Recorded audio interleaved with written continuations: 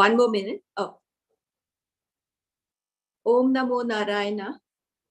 Pranamam Swamiji. Welcome everyone. In the last class on Tattvabodha, Swamiji started with explaining the deep sleep state. Swamiji continued to elaborate on this state as it is very important. Here, Atma, identified with Sushupti in Karana Sharira, is called Prajna. Prajna means complete knowledge. This word is often wrongly translated as Prakarshena Ajna, which is incorrect according to Sanskrit Vyakarana. There is no special experience of objects in deep sleep, as there is in the waking and dream states. Deep sleep state is a source of knowledge and is useful for the contemplation of self-realization. This is because in Karana Sharira, one experiences the state of Advaitam. The experiences in waking and dream state are not the same for two people. They are personal. However, the experience in deep sleep is the same for all humans and for all living beings. In Tattvamasi Prakaranam, which is in the 6th chapter of Chandogya Upanishad, it says that if the experience of the body or the mind is absent, then living beings lose their individuality.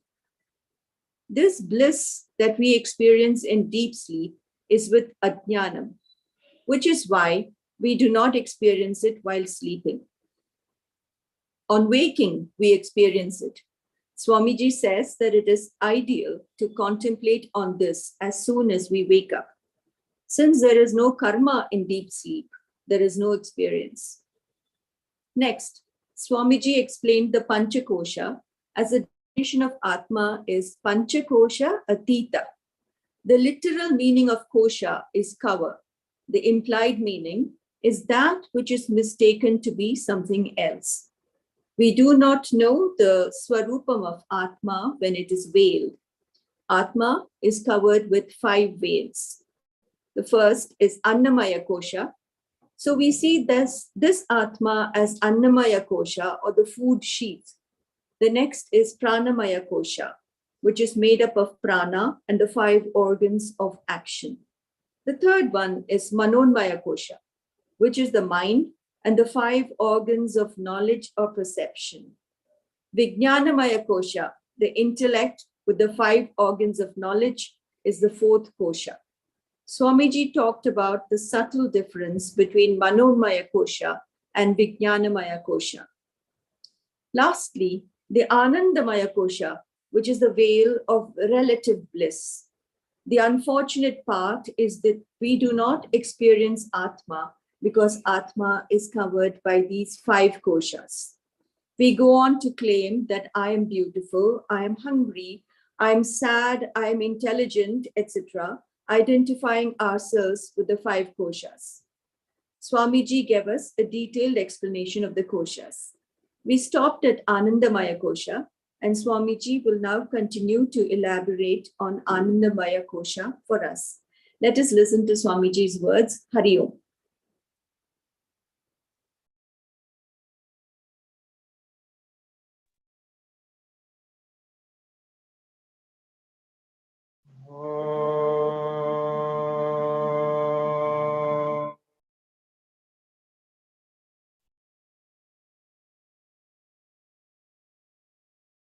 Shrutismritipurananamalaya karunalayam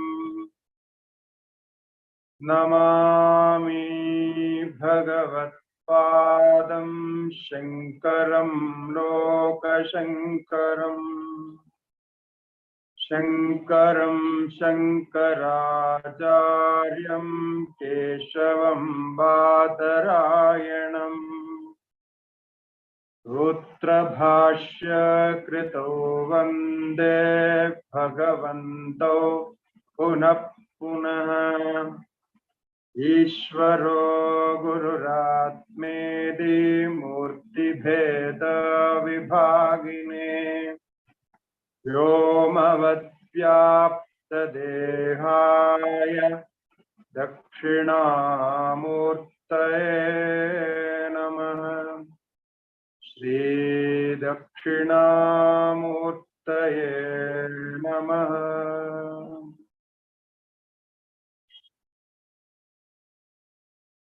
Vasudevendra Yogindram Natva Jnanapradam Gurum Mumukshunam Hitarthaya Tattvabodho Bhidhiyate. Shri Gurubhyo Namaha. Harihi Om. Om Namo Narayana to everybody. Now we are discussing on some of the important theories of Vedanta. So, what is the experience? So, what we are experiencing,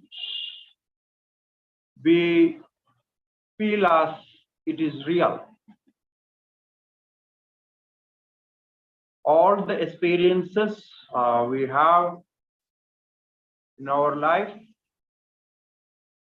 we feel, we think those are real experiences. Now, really speaking, as Atma has no experience at all, because Atma is not experienced. Atma is the experiencer. If we rightly say, Atma is the power of experience. So, this point is very important in Vedanta. Whatever we experience is something other than Atma. It is all this in the sense object. So therefore, these panchakoshas, these 5 sheets, in those we have different experiences identifying with these panchakoshas. Among panchakoshas, the last kosha is most confused kosha, Anandamaya kosha, because the word used for that kosha is Ananda, bliss. No, we want to experience bliss. So this is sometimes misunderstood as Atma itself, but not. Even this bliss state, this Anandamaya kosha, is different from Atma. Even this is an object of Atma. Then, what is the experience there? Because we are not bothered about, is this Atma or not? No, we are never bothered about all these things. We are only bothered about what is happening there. If this experience is good for us, it is appealing to our sense organs and mind and intellect, then let it be there. That is Atma or something else. What is the difference? No. So let it be there. We want to experience something. So if it is appealing to us, then let it be there. That's what we think. So we never bothered about this. How we have all these experiences, so-called experiences. So we are always after happiness, enjoyment. And if even this enjoyment is non-self, it doesn't make any difference. Because we are not going to lose anything. Whether it is Atma's experience or non-Atma's experience. Therefore, Vedanta is trying to clarify this. So whatever we are experiencing is all incidental experiences. It is not real experience, and it is the means we use for experience that is also not real. So therefore, Anantamaya Kosha, Anantamaya Atma, the identification with the bliss is no, we can say it's completely wrong, in the sense we think it is something good, but it is not so. So this is also a sheath, a cover of Atma. We can say the strongest cover. It's very difficult to even understand about it. The reason is, we know the bodily problems. If we say Annamaya Kosha is not Atma, oh, it's well and good, because we have so many problems with Annamaya Kosha. Let it be not Atma. So the Pranamaya Kosha, okay, that can be understood. And Manomaya Kosha, that's also making so many problems. It is not Atma, it's better. Vijnanamaya Kosha is also like that. But when we talk about Anandamaya Kosha, it is very difficult to accept that even this Anandamaya Kosha is not Atma. Then what else left? So Vedanta will not leave you unless you feel and experience the reality of it. Vedanta is not care about all this. Vedanta is not caring this, what is happening with you. You accept or not, because we are all Vairagis. We don't see all this happiness as happiness. So it is said, I think we already chanted the wordings, Anandamaya Kosha. So we once more we chant Anandamaya Kaha Evameva Karana Sharira Bhuda Avidyastha Malina Sattvam Priyadivritti Sahitam Sat Anandamaya Koshaha Edat Kosha Panchakam. Anandamaya Koshaha, the modification of bliss, sheath. That is Priyadivritti Sahitaha. It is desirable. There are variations of happiness, enjoyment. In Upanishads it is said, Priyam, Moda, Pramoda, Ananda. So at least 4 variations are there.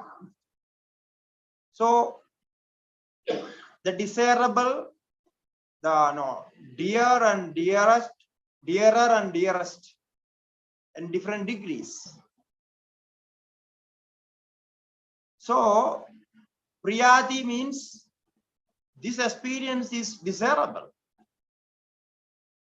It is very much appealing, and it has many variations. Priya, moda, pramoda, in different degrees of happiness. Happy and happier, still not like that. It can be made. The most wonderful experience. So evameva, but the problem is that it's okay, it is desirable. We always like to experience this, but karana sharira bhuda avidyastha malina sattvam. But this experience is established in ignorance. That's the problem there. So the experience is good, but it is established in ignorance. And karana sharira, we know karana sharira is ignorance, is identification with ignorance. Now, people wonder in this stage when Vedanta talk about identification with ignorance. No, it is nothing. No understanding is there. How can we identify with ignorance? It makes no sense. If somebody say, I identify myself with my phone or my family or my job or my hobbies or something like that, that can be understood, because we do that. Now, how this ignorance is identified with the self is not acceptable. It said that's the problem, because this identification with the ignorance is not identified by you. So that is the character of the ignorance. Because if you identify that I am identified with this ignorance, then the ignorance is not there because it has gone. Now the understanding came. You are enlightened to know that. So how you can say I am ignorant. So this is the problem there. So the ignorance itself will not allow you to know that is ignorance. You got the point? I think this whole concept is complicated and complex. So this is the reality. Therefore, the identification with this causal body is untraceable. Only the modification and the activities of mind is traceable, but the identification with the causal body is not traceable. If I say I know my mind, I say I know my mind. People used to say, I know my mind. I will not say this. I will not do this because my mind is not such. But unfortunately, behind the mind, there is another mind is called subconscious mind. We have no control over subconscious mind. Okay? Anybody can claim that I have control over my subconscious mind? No, nobody can claim. And beyond that, subconscious mind, there is a mind called unconscious mind, which is supplying all the materials to subconscious mind. Then the subconscious mind is controlling the conscious mind. So the main activity is the maintenance of the body and no, so on. All these activities are taken by subconscious mind. And subconscious mind is based on, rooted in unconscious mind, what we call as samskaras. So now this causal body is even beyond that. Now how can you trace? No thought process can go there. Only by definitions, studying Tattvabodha and Atmabodha, such books of Vedanta, we can just think about that. Something we can imagine about it, some imagination. So there is this causal body identification is very, very deep. Therefore, Karana Sharira Bhuta, it is said.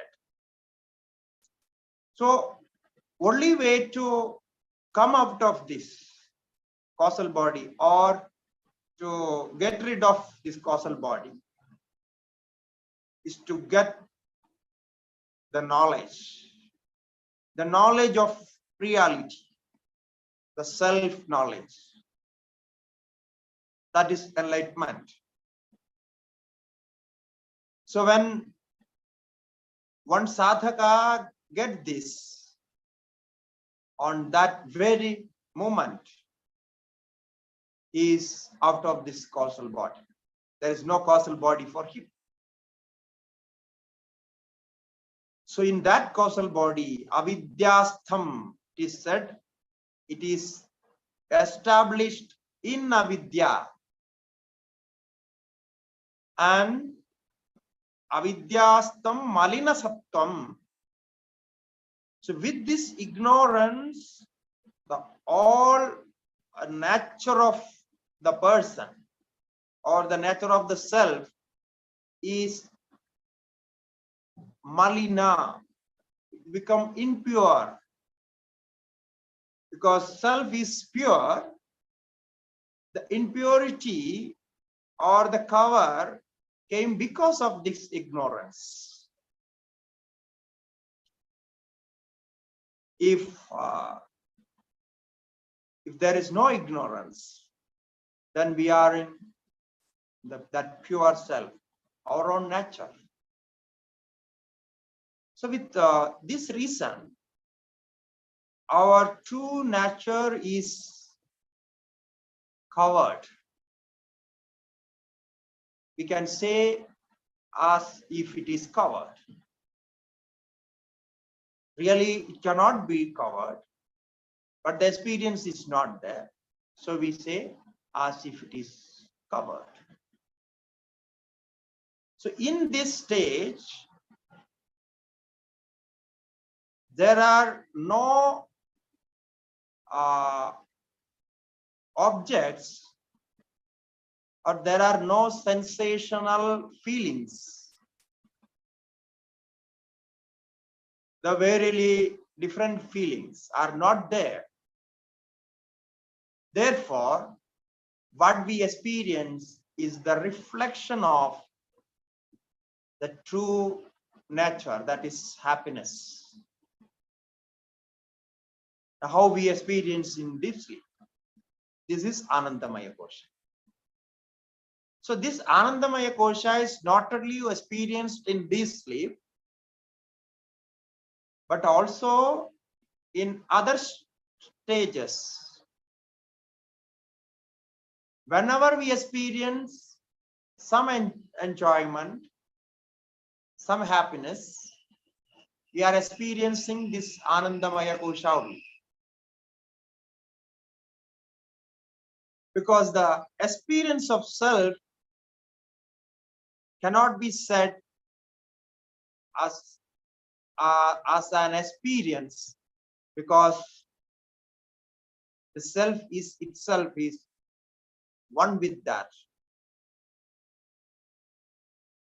There is no distinction as experiencer and experienced.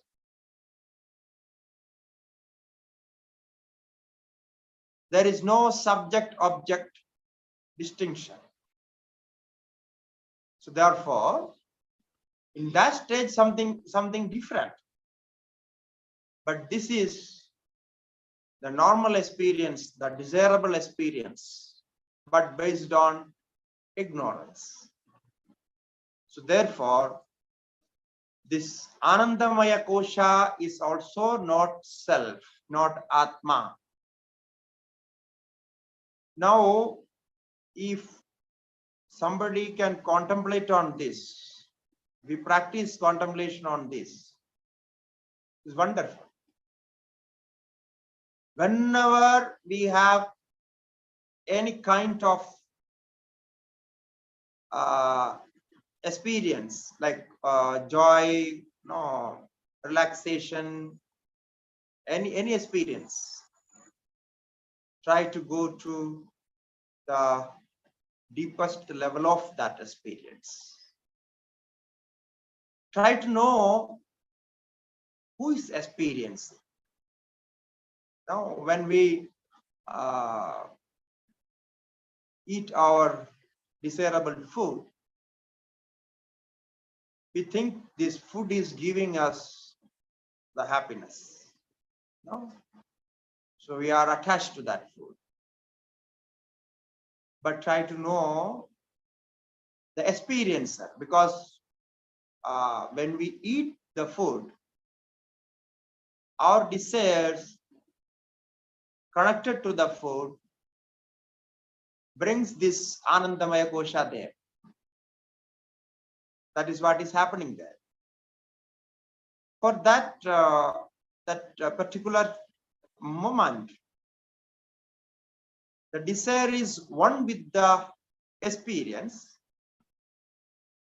and the Anandamaya Kosha is revealed there.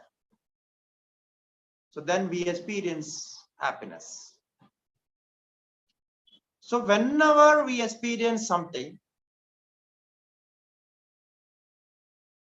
we should not think that the experience is coming from the object. Try to know the experiencer there. No, when I talk, I should think of myself. Who is talking? When you listen, try to meditate on the listener. So this is the difference there.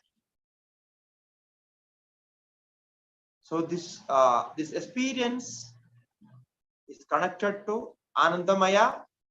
Therefore, I said the pure self is even beyond this stage.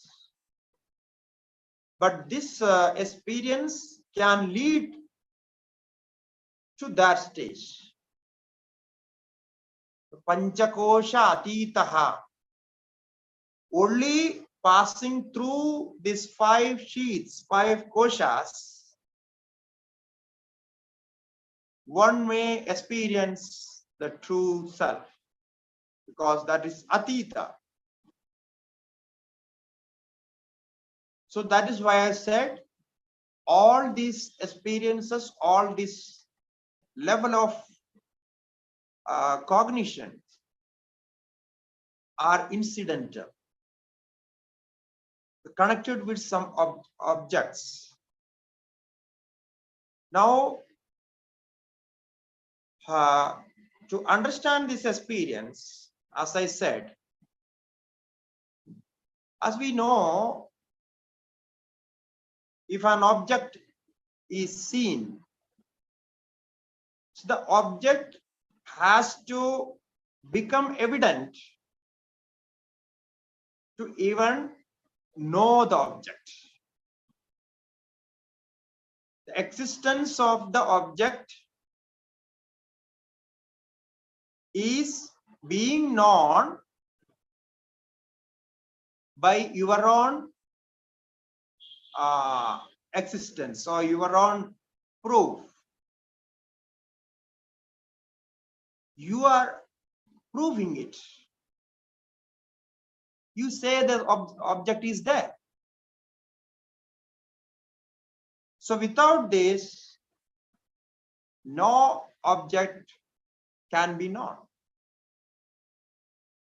So the existence of the object is known through your own evidence. So that is why Atma, the knower, is important. People enjoy the mental activities, the creative power of mind. They create sometimes paintings and sculptures and all this beautifully they create. Now, there we cannot say, we are unable to even think like that this creativity is coming from Atma. Because the person, the creator, the painter, the poet, he thinks, this is my mind, the imagination of my mind. The objects are there in the mind, that's true. But the creator is beyond mind. So this is a good meditation. If we practice, whenever we have some such experiences, because we always have experiences. So think about the experiencer, not the object experience. Okay. Now further, we take another interesting meditation of Vedanta. This is, I can say, this is the first meditation we practice in Vedanta. So when we learn Tattvabodha, our masters, they insist the students to practice this. So I think you all can do this very simple meditation. Now the next test, the wordings are coming there. So I chant first. Madiyam shariram madiya pranaha madiyam manascha madiya buddhir madiyam ajnanamidhi sveneva jnayate tadyatha madiyatvena jnadam kataka kundala grihatikam swasmad bhinnam tatha panchakoshadikam swasmad bhinnam madiyattvena jnadamatmana bhavati. So you see, this is the direct teaching of Vedanta. It says, beyond the 5 sheets, what is the experience? How we can practice this meditation? So mind is not me. We can call this meditation as mind, M-I-N-E, mind is not me meditation. Okay? So wherever you say mind and my, that is not you. So mind is not me meditation. So you see, the logic is very simple. Even a child can understand. That is the logic used here. Because Atma is direct. You can directly go to Atma. Your mind is pure and you know the technique to test the self. Then it can be done easily. It says Madiyam Shariram. Now you see, you have your body, and body is covered with cloths, and sometimes you wear ornaments like kataka. Kataka means bracelet. Kuntala means earring, and so many other things. No, you wear like wristwatch, all these things. Now, these things are very desirable to you. You like them very much. But you never say, this bracelet is me.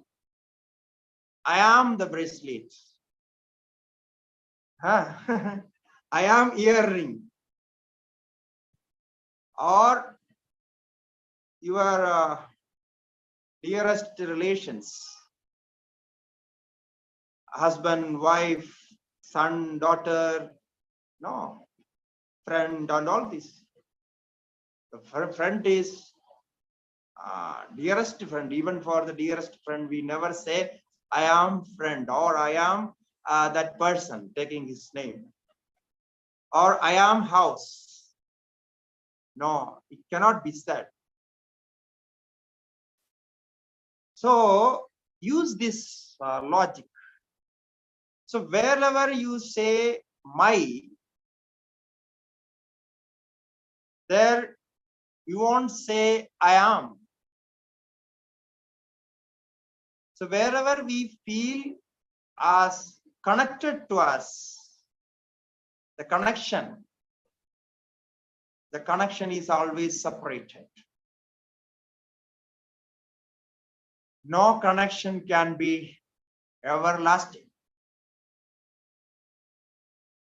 Okay? All the connections are connected for a limited time. Please try to understand this. So do not identify with that connected object or connected being. Let it be anything, anybody. But all the connections are disconnected, because you can only say my friend, my husband, my wife, my son. You cannot say, you cannot say I am son. Even the son will not like that.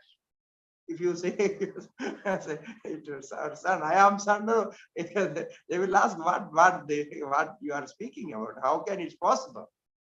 So it's very, very difficult. Now, take to this body connection. Now, for the body also we say my body. So body is weak, then you identify it with body and say I am weak. This is the wrong understanding. My body is weak is correct, okay, because that can be said. The body is connected with you. But the body is sick, body is weak, body is fatty, or whatever. But when you say I am sick, this is the wrong understanding. This is called ignorance.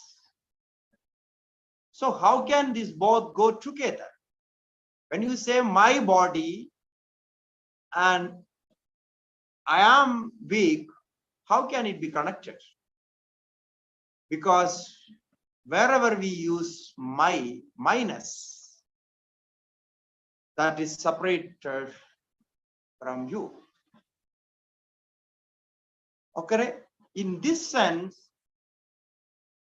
in this situation, the inquiry starts. because all the inquiries starts from the confusion. Okay, if the confusion is there, then you need to inquire. You need to study more and contemplate more.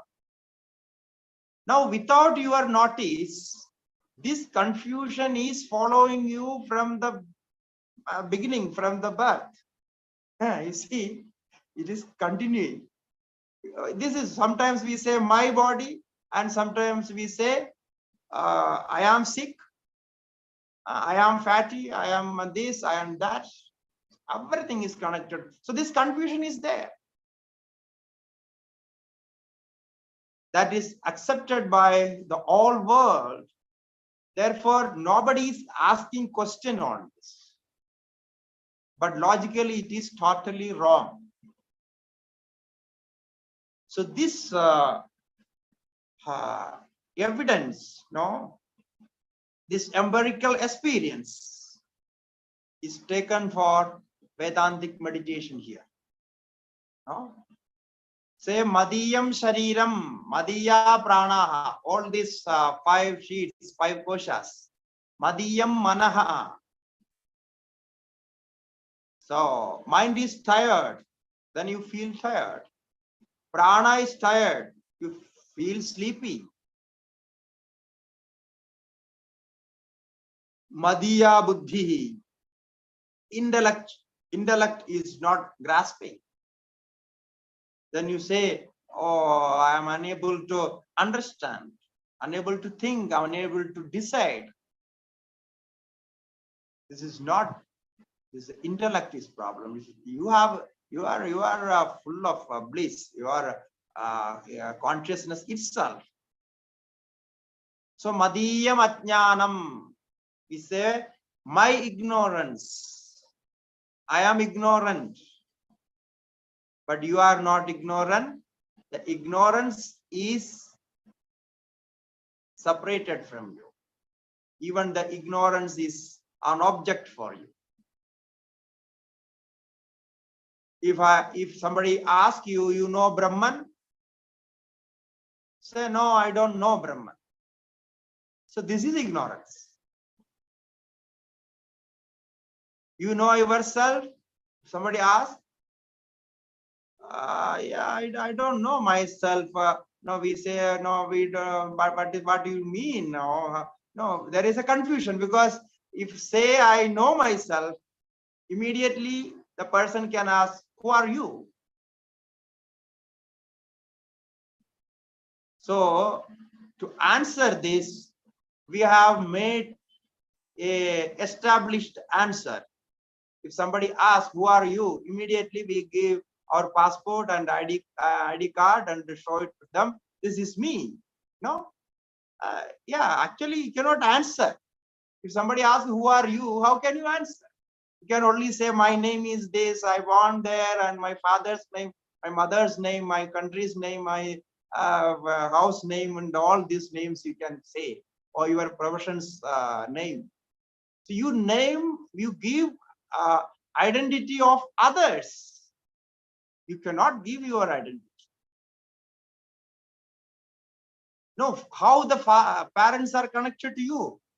They are connected to this physical body. So if that person again asks, this is my father and my parents, they are there, and I am connected to them. If they ask, you are your body is connected to your parents. Now, who are you?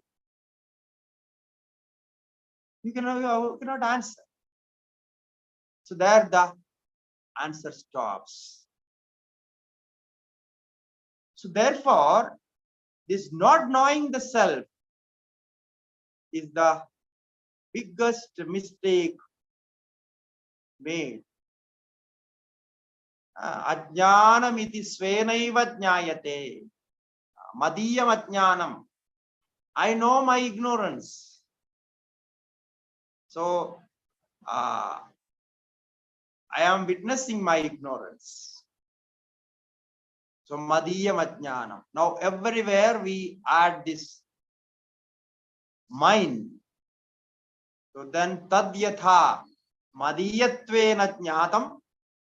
So whatever known as mind, for example, Kataka Kundala Grihatikam. You see, Kataka, in Sanskrit, Kataka means bracelet. Kundala means earring. Now you see the words, when we pronounce the words, Kataka Kundala, Kakara and Takara and Dakara. They repeated there. Kataka Kundala Grihadikam. Griha means house. And we have our vehicle and our pets, and there are so many things. Therefore, he says we cannot count too much. So, etc. So you count whatever you want. Swasmad bhinnam. All these are different from you. You know that. You know that all these are different from me. Then the Acharya asks you, then why you say, why you are identifying with this?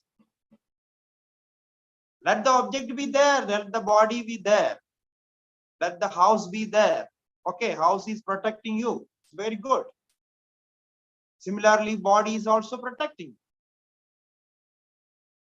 Now, house is a space to live. So you can do all your things there. You can cook and eat and sleep. No, everything you can do. It's a space, protected space. Similarly, this body is also a space. It is protected in different way, that's all. You are living inside. You are separate from this body. The body is also a house for you. The real home. You can say the first home. The home you brought with you. Okay. So this is the difference. If you can separate your house from you, and you know that is different from me, then why not this body and mind, this, all this, what is happening here? So all these are swasmad bhinnam. Panchakoshadikam swasmad bhinnam. So this is to say all these 5 sheets, 5 modifications are not me. They are different from me. I cannot say I am body. I cannot say I am prana. I cannot say I am mind. You see, mind is very useful, and you can say the direct element, direct means for your all activities. But even then, you never feel that I am mind. Never feel. I am different from mind. Mind is not good. But if somebody asks, mind is not good, that's okay. You are good or bad? No, I am good. I am okay. I am always good. We never feel that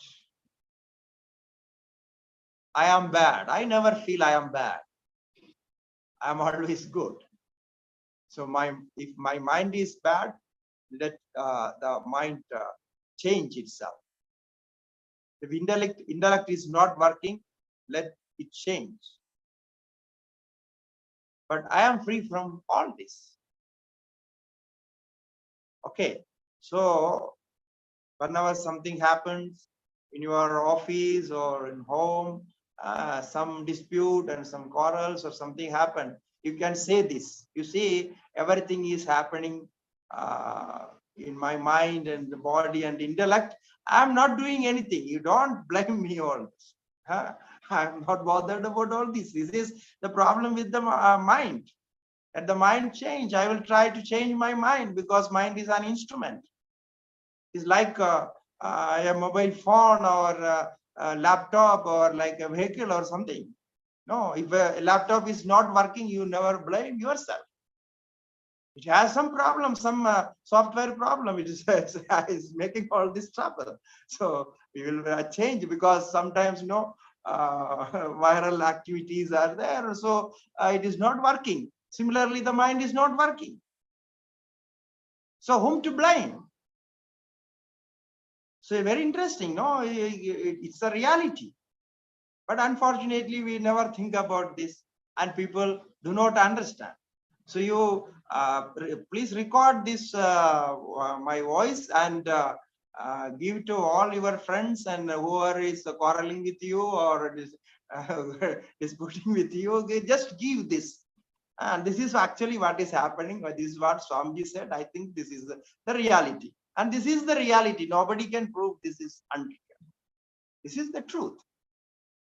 So therefore, let mind work, and mind take all the blames.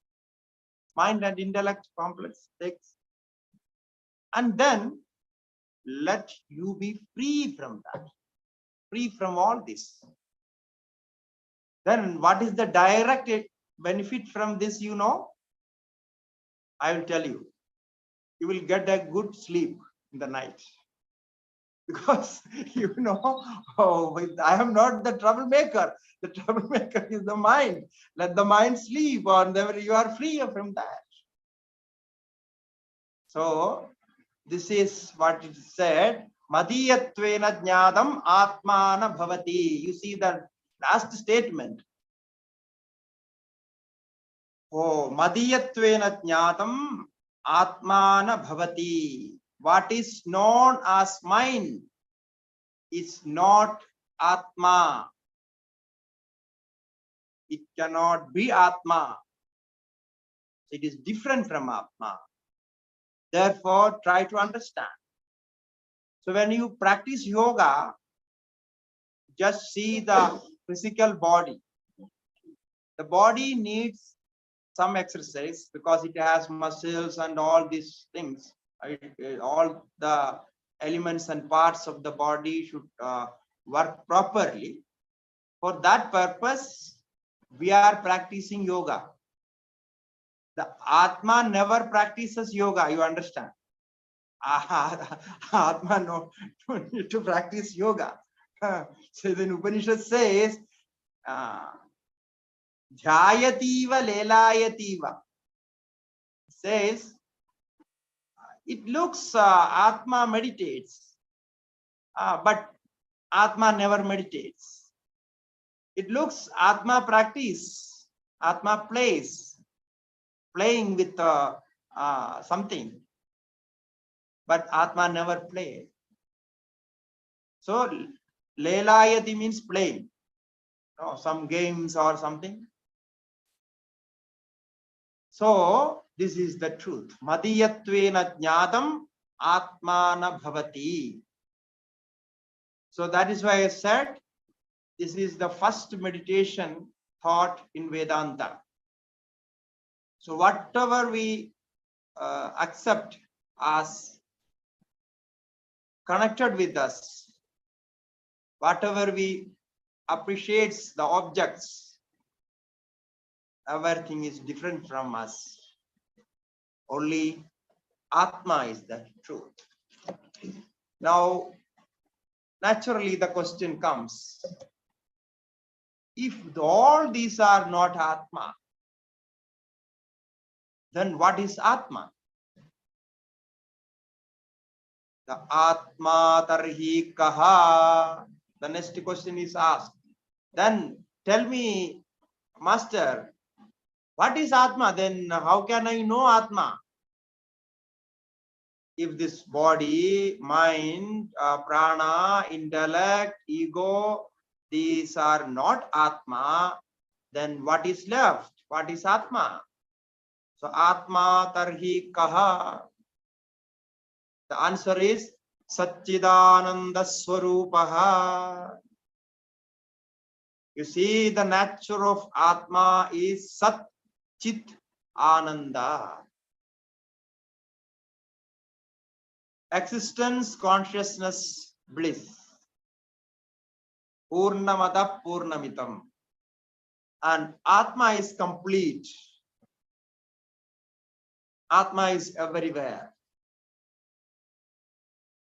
So there is a problem, no? When we say Atma is everywhere, so when you walk, if somebody asks, who is walking? So you cannot say Atma is walking. No? I never walk. Who is walking? The body is walking. The Atma cannot move. So the question is also wrong. The answer is also wrong. You cannot say I am coming from Atma. You cannot say I am going to Atma or going to experience Atma, going to attain Atma Sakshatkara. No, the experience of Atma. You cannot say all this.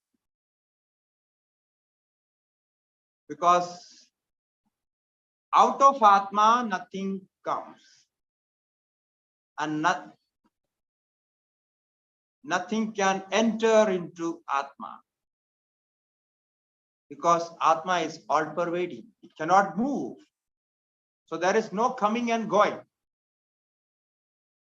And there is no attaining moksha, attaining liberation. The attainment also is not there. So this is what we call as Sarupa Lakshana of Atma. The essential nature of Atma. Unseparated, unchanged nature of Atma. Satchidananda Sarupa. Now we have already learned something about this in the beginning. But in this test itself, each word is defined. What is Sat, what is Chit, and what is Ananda. Okay, we follow the test. Sat kim kalatrayepi yattishtati di sat. The definition of Sat. Sat in English, we have no translation. What is Sat? But we can translate as existence. Actually, the Sat, when we say existence, it is full, is complete. There is no absence and existence. And there is no beingness and non-beingness. If something can understood that level, that is called Sat. So this existence cannot be made non-existence. You understand this? Because some existence can be otherwise made non-existence. It can be destroyed and changed, can change the place. Even our planet is changing. Even sun is changing its character. It's changing its place. But this cannot be changed. There is no chance of change. So there is no time, there is no space in this Sat. It is beyond time and space, and it is within time and space, both. So Sat kalatrayepi yattishtati. Now it is very interesting. We have 3 measurements of time, or the limited time, we can say. 3 periods of time. Kalatraya. the past, present, and future. Now I tell you some interesting thing. Is this real? This past, present, and future is real or unreal? What do you think? Huh? We can say past is unreal because this is gone. Okay. And present, future is also unreal because it has not come. We don't know what is going to happen. But we cannot deny present. Present is real. And present is always real. That's what I think. If past is unreal, future is unreal, how come present is real?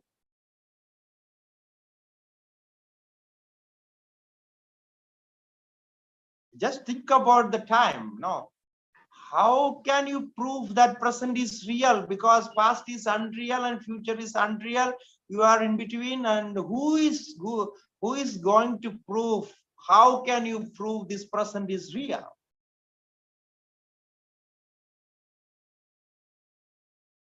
Because why you say this present is real? We experience our existence in this time. That is the only reason. It's not that there is a present period of time, so it is real. No, we feel our existence in this span of time. And this span of time, and when I say that, is also wrong, because I have to use some word for that. I am using this. There is no span of time can be proved. Only the Atma, the existence of ourself is proved. Our consciousness is proved. That's all. I know I am. I never experienced my absence. My absence is not experienced by me. Did you experience your absence anytime? No. Nobody experienced. Now, how is possible? Now, who is going to prove this past and future and present? Who is going to say that I was there in the past, I am going to be there in the future? No, how can you say that? Only with your experience, that you know your absence is not there. So I cannot prove my absence, and nobody could prove my absence. So therefore, the existence is real. The existence is real in that sense. Now, when we say this Tattvabodha class is going on, no? Tattvabodha class is going on. Now you see all this past, present, future is just a comparison and imagination. Now when we say this class is going on, is it correct? The class is going on is correct? Yes, correct. Okay, because it is proving the present tense. Now it is not correct actually. Why? Because now 45 minutes or 50 minutes passed.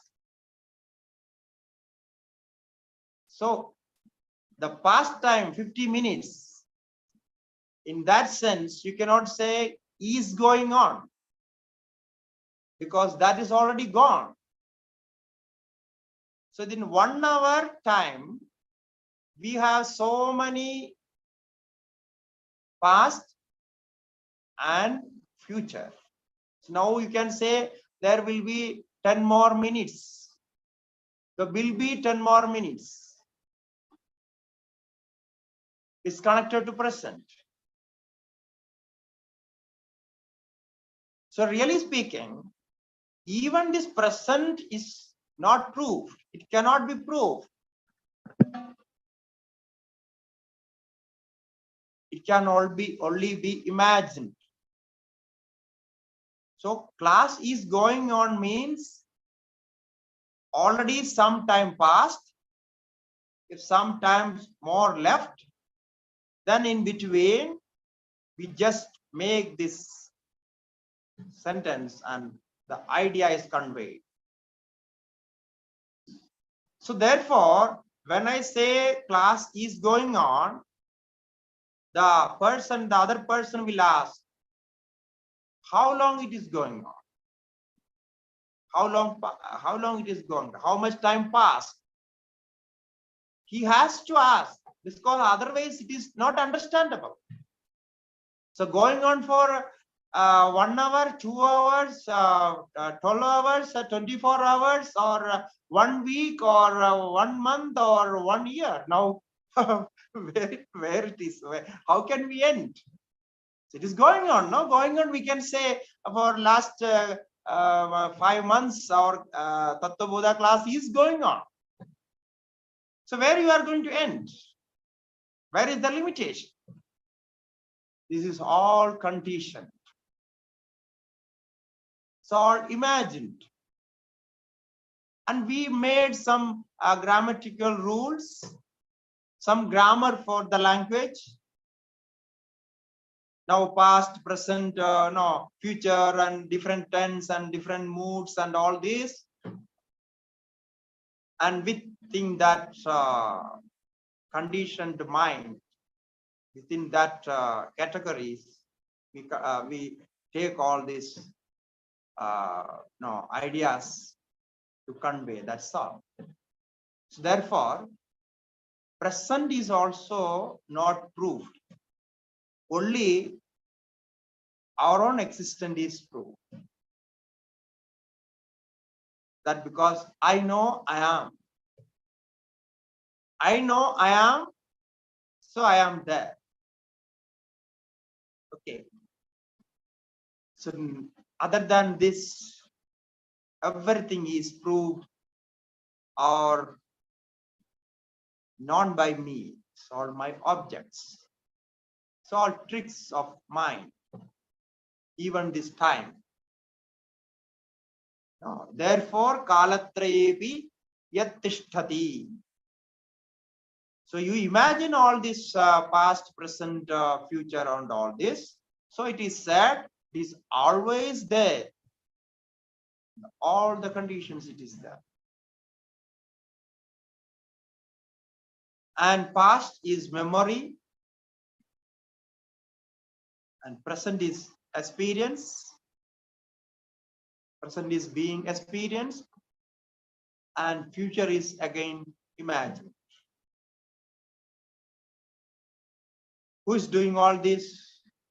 This mind. If mind cannot remember, how can you say about some past experience? So therefore, mind is the creator of time. The self is beyond that. Self cannot be conditioned by time. So therefore, Sat Kalatrayepi Yat Tishtati. It is Sat. So this is the nature of self. We experience this. So today's time is over. Now you see, there is no time, but we are conditioned with the time. So the clock, if the needle of the clock moves, so our mind is also moving with that. So now we know it is nearing 9 o'clock in India, no, Indian Standard Time, because You are all from different countries. Your times may be different, but here going to be 9 o'clock. So I stop my words here. So now we can come with the questions. Hari Om. Thank you.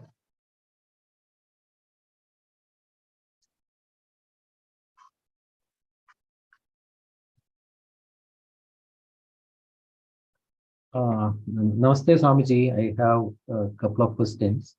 Yeah.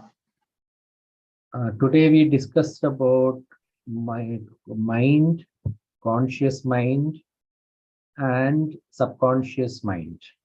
Yeah. And also we mentioned that subconscious mind is supplying to, unconscious mind is supplying to the subconscious mind. Correct. Correct.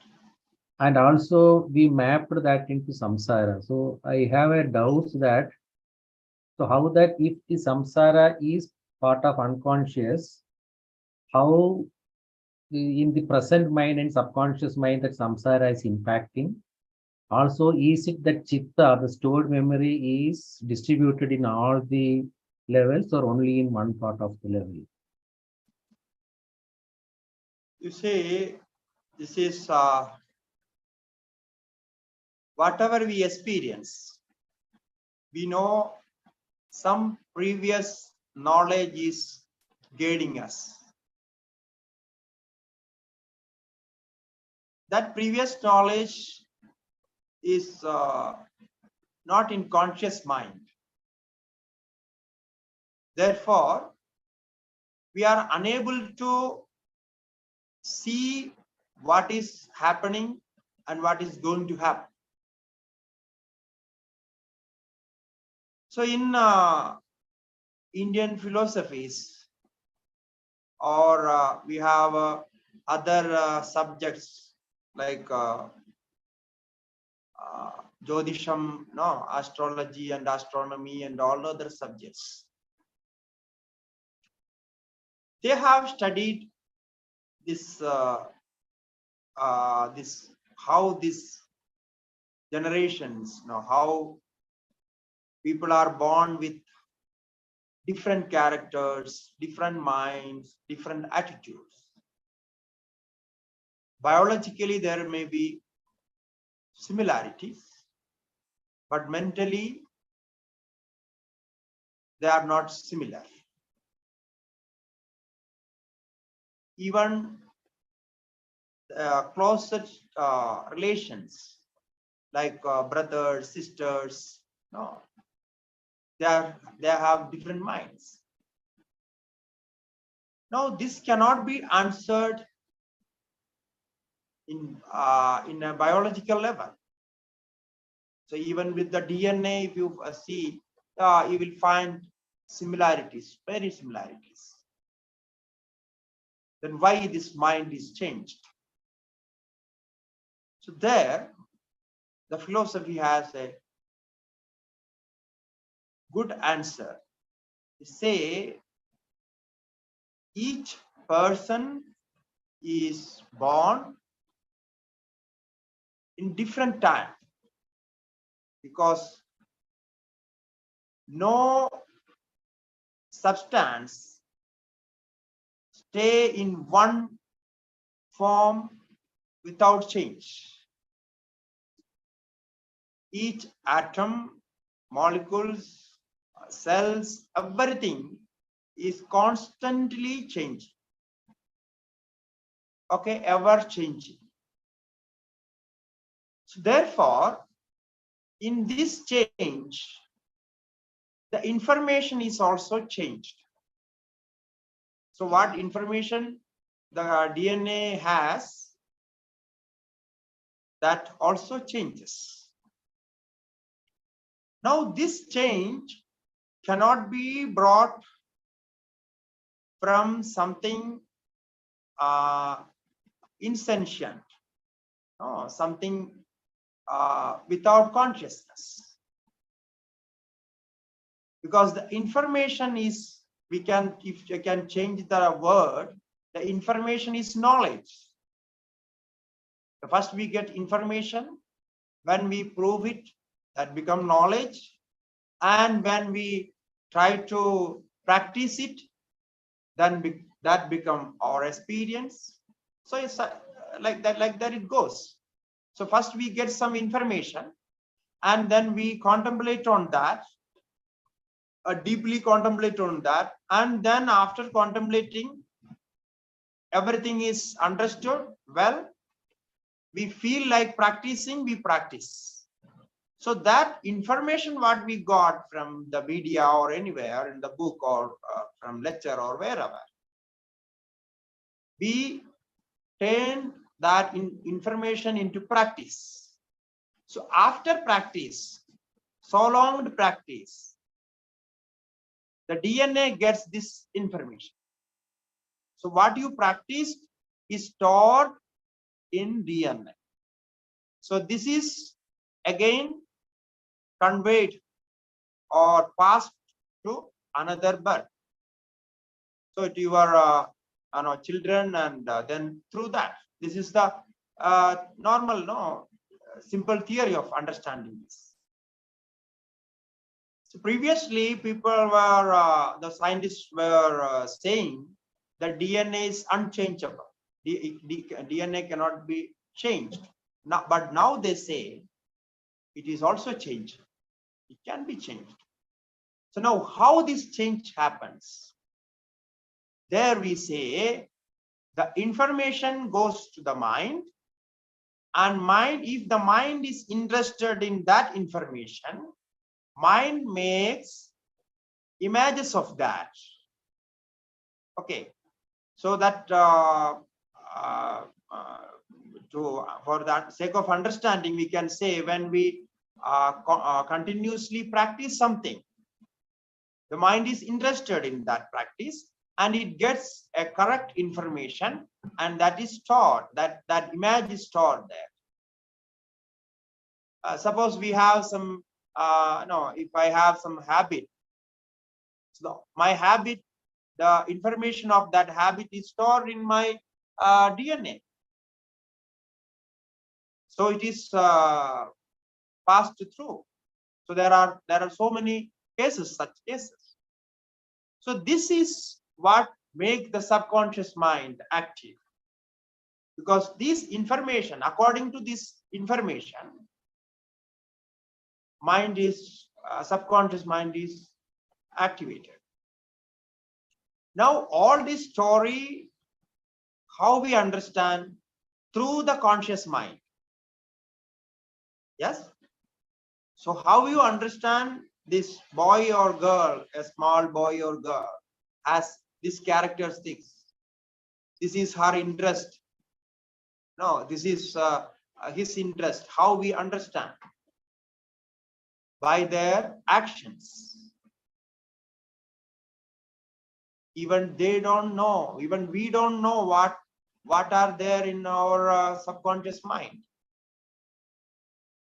So this way, this is called habitual informations or tendencies. Habitual tendencies stored like that. That we call it as samskaras. So this is not directly experienced. Means we don't know what is there. Only when it gives its effects, when the action is there, the reaction is there, then we know, yes, there is something. No, there is something in the mind. So even our diseases are connected to this. Our growth of the body is connected, and growth of the mind is connected. Everything is connected to this. Nothing is coming from outside. Everything is from inside. But this level of mind, which we say unconscious mind, is like all pervading, because it is limitless. The subconscious mind is connected to body because subconscious mind is maintaining the body. Without your notice, subconscious mind takes care of the body. When you sleep, when you are asleep or unconscious, in that state also subconscious mind take care of the body. So this is the subject of psychology at in our philosophy. We learn in Yoga Sutras and other texts, Sankhya and Yoga Sutra, these things, because Yoga Sutra is the textbook of Indian psychology. No? So it talks about all these different level of minds and how mind is converted into. So be careful about practices, because whatever you practice, it goes to this level after some times. So then you cannot stop. So once it is gone, it is going to give the effect, because subconscious mind has no control over this subconscious mind or unconscious mind. Conscious mind only can control the physical actions of the body. I say physical actions of the body. Only that level conscious mind has control. Beyond that, nothing. When you are emotionally weak, or you have some emotional problem, now if you try to control the emotion through conscious mind, it takes a long time. No, even psychologists, psychiatrists try to do all this. So they give suggestions to conscious mind, and slowly they try to change the patient. But it takes long time, because if the problem is in subconscious mind will not take any suggestions or any guidance from conscious mind. That's the problem. It will not take immediately. It may take after a long time. So if you want to treat emotionally weak patients, you have to give emotional touches. Only emotionally you can treat the patients, not logically, or not giving suggestions, and not teaching the person some textbook, or giving something. So if the emotional weak person can be treated emotionally, because the emotion understands the emotions. The emotion never understands the logic. The logic is different and emotion is different. Logic is working through conscious mind. So it can understand the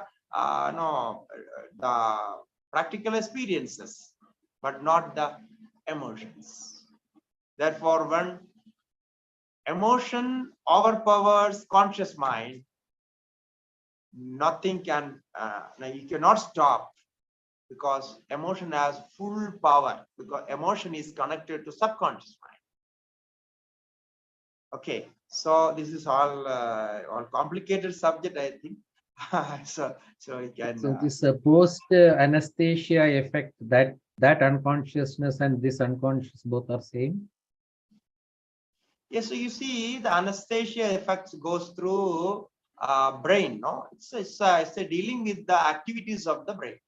That's all. It is not connected to conscious mind or unconscious mind. If that part of the brain is not working, if it is in anesthesia stage, you will not remember. That's all.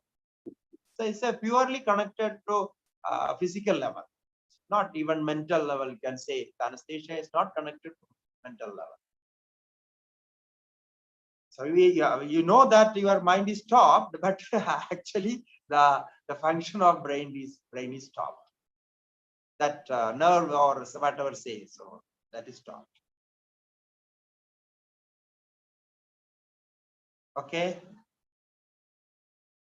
Another Can I ask question? one more question, or if anyone?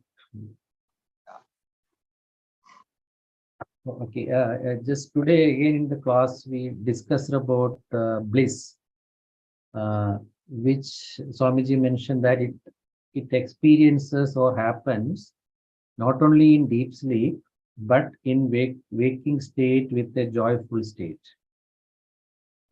So if that statement is correct, then doubt is that the deep sleep state is when mind is dropped or mind is not there, our personality is not there. At that time, we are experiencing that joy. But since you mentioned that it is possible in the waking state also, I could not understand that. Yeah. What I said is the joy what we experience, the happiness what we experience, whether it is in waking state, whether it is in dream state, or whether it is in deep sleep. The joy, the happiness is Anandamaya Kosha. But in waking state and dream state, because of other objects, other distractions, other functions of the sense organs and all others, we are unable to identify the Anandamaya Kosha there. That is the idea I wanted to convey. So when we experience something in waking state, also we can think about the experience. That is why I said, when we experience something, some joy, something, think about the experiencer, not about the object. Not connected to with the sense organs. Like when we experience a sweet, okay, so we think that sweet, the object, or laddu or jalebi, or I don't know what there are so many payasam and all those. So we think because of this payasam, I am experiencing the sweetness. Because of the sweetness, my experience now is joy. So this is how we connect it. Actually, that is not the truth. The reality is the Anandamaya Kosha is always there. Your mind was desiring to have some sweet dish or some taste of sweet. So that desire was there in the mind. It is not connected to the Anandamaya Kosha. So now that desire was objecting, distracting the Anandamaya Kosha, because that desire was there. So the Anandamaya Kosha could not appear itself. So when that desire is fulfilled, that particular moment, the Anandamaya Kosha appears.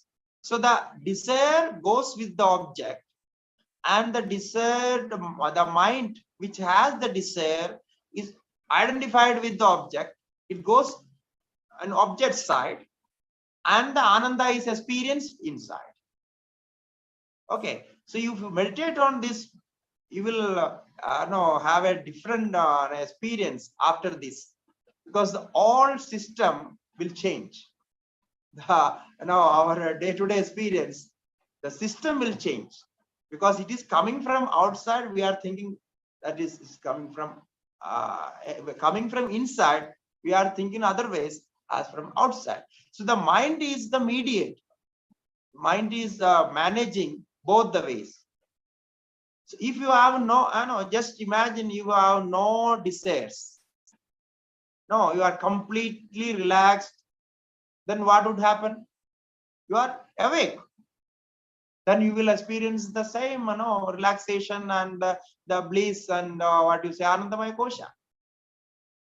When you think about, no, I have to do this, I have this activity, I have to do this duty, I have to do that, I have to think. So when the mind is in that action, immediately it covers the Anandamaya Kosha. It cannot appear. But still, this Anandamaya Kosha is not Atman. This Anandamaya Kosha is based on ignorance. That is another thing. That's what I wanted to say. It's interesting point. Thank you so much. Oh, Hari. Any other question? Or we conclude? No, there is one more question actually. Yeah, can take up. It is written there. That is from Vinita. Samskaras from due to continuous actions in the present. So how can we say that the present moment is unreal, Swamiji? And how is it imagined?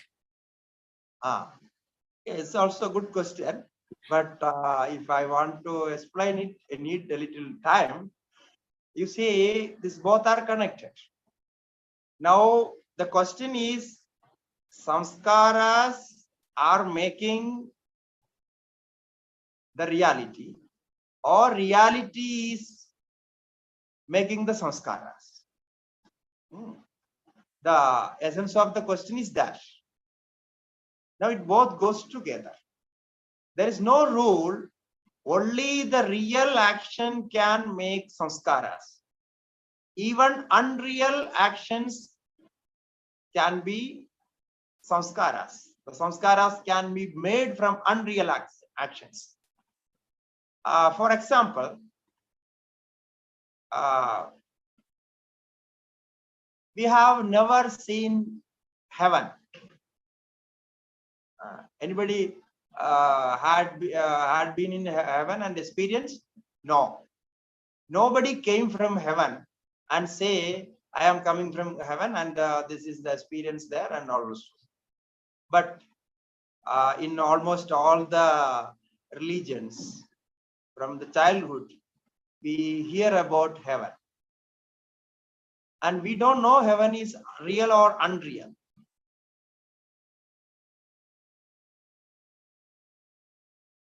But we believe, there is no point, no? People think if you don't believe in heaven, that samskara will not come to you. No. If you believe or not believe, if you hear it again and again, and when it is discussed in your society, it's slowly going to the minds of the children in that stage, and all life it stands. So the believing or non-believing or real or unreal, it doesn't make any difference in samskaras. So therefore, like the fear, no, we have so many fear, like a ghost fear. So we can say, take another example, the ghost fear. Most of the people, I think, the whole world, 80%, at least 80% people has this ghost fear. Now nobody has seen the ghost. So there is no proof, no science that we can say. It is there, some experience is there, that is something different.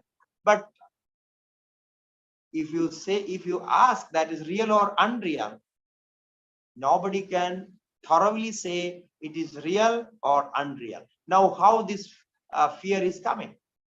The fear is coming from subconscious mind, no? This is accepted because this fear is unidentified fear. So that fear is coming from, that is fear is produced from subconscious mind. It means in unconscious mind it is there. The seed is there in unconscious mind. So this is how the samskaras are made. Therefore, I said, no, when we practice something, we should be very careful that after some time, that practice, right or wrong, goes to these samskaras. So then there is, in our rebirth theory, then for that, one has to take another birth if it is not fulfilled. So therefore, don't think about those things which are not real, because even to experience unreal things, one has to take birth. That is the difficulty of the nothing is proved as real. So the reality and unreality is not connected to the sanskaras. It's a very deep subject, and it needs a detailed analysis and discussion. We will later understand it. But the main point is this, because it is just what you say, the mental process that is happening there. It can be changed by practice, only by practice. And the sanskaras cannot be changed by just information. So because we have to do some practices according to that. Because like ghost fear, no? So if we read a book, there is no ghost, there is no reason why we should believe in ghost. No, all those we read many books. I know a person who was very, very bold, and he said, I have no fear of ghosts, and like that, no? In my village, he was there, because he used to go to such places where people say there is ghost and all those. Okay. But at last, what happened, you know? At last, he got a ghost, and he was sick for many years mentally, because he was always thinking about this ghost. There is no ghost, there is no ghost. But he got a catch of a ghost, and then he had as experienced after some years he suicided himself. So you see, that is a real story what I am saying, because from childhood I know him, and he used to say this. We know that is nothing happened to him, but his own imaginations, his own what you say, repetition of this ghost theory made all this happen. No? This is a very difficult, very difficult, and it's all very complex theory of this, how it happens. Therefore, if somebody says something is there, if you just listen to it again and again, it will come to you, and it will go to your subconscious mind first, then to the unconscious mind. So there is no barrier, you cannot stop it. The way to stop is not to repeat these unnecessary things. So try to do only the right things, in the right way, and try to understand how to manage it. So if you repeat in any way, it can affect you. That is the interesting thing here. So try to read more Vedantic books, and listen to more Vedantic talks, and make this samskara stronger, then it will help you. Okay. So we conclude with this. Hari Om.